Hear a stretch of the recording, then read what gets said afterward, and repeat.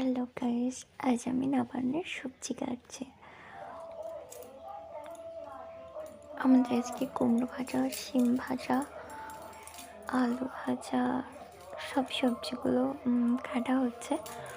আর actually কালকে তাড়াতাড়ি করে তো রান্না করতে হবে, সেই জন্য আজকে সবজিটা কেটে রাখছি।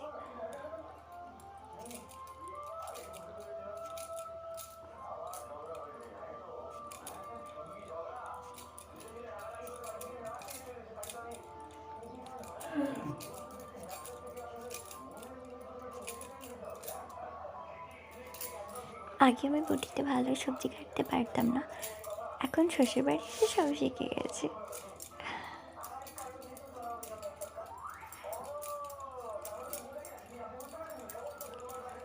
আলু তো আমার ছিলাতে ছাড়ানোটাই ভালো হতো, একটু মনে হতো ফাস্ট হতো। বাট এখন তাড়াহুড়ো করে ছিলা আরে খোঁজা আর হয় না, ওই হতেই একটু চেষ্টা করি তাড়াতাড়ি করার। বাট মায়েদের মতো পারি না, মায়েরা কত ফার্স্ট ফার্স্ট করে।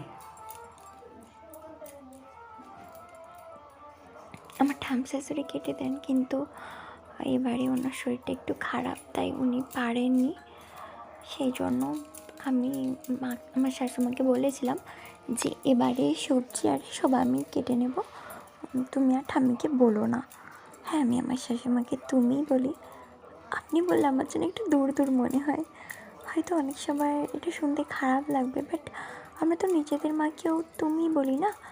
আপনি বললে হয়তো সম্মানটা বেশি হয়, কিন্তু আমার জন্য মনে ভালোবাসাটা একটু কম, সেই জন্য আমি তুমিই বলি।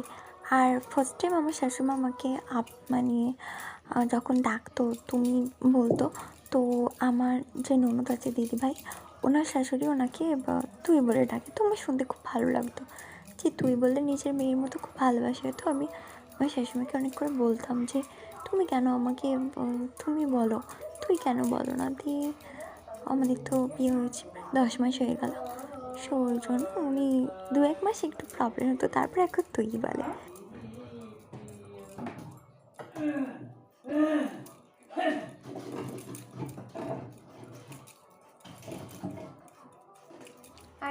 রাতে রুটি হবে, তার সাথে আলু ছেঁচকি হবে, ওই জন্য আমি আলু ছেঁচকির একটু আলুও কুটে নিচ্ছিলাম।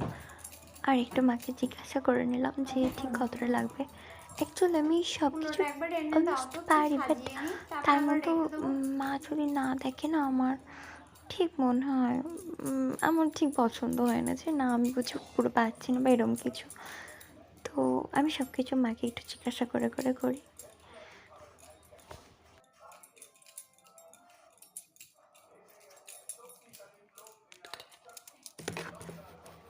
তো অলমোস্ট আমার সবজিগুলো কোটা হয়ে গিয়েছিলো, তো আমি একটু ট্রাই করেছিলাম যে একটু সাজিয়ে না, বাট আমি তো অত সুন্দর পারি না, তো পারিনি। কবি তরকারি হবে, আর কালকে শাকটা করবো, রাতে শাক করলে তো চুল টুল থাকতে পারে, জন্য কুটিনি। এই যে কাল পালং শাক হবে। আর আলুগুলো ছাড়িয়ে রাখলাম জাস্ট, বাকি সব সবজিগুলো অলমোস্ট আমার কাটা হয়ে গিয়েছিলো, আমি একটু সাজিয়ে নিয়েছিলাম। ওকে, এই ছিল আমার ব্লগ।